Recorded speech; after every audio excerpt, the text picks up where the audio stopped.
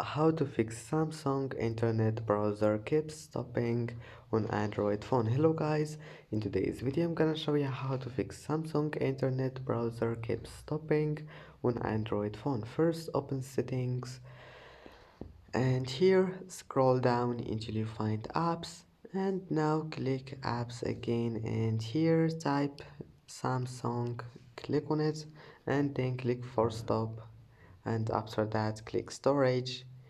Now all you need to do, click clear data. You will lose your data, but that will fix your problem.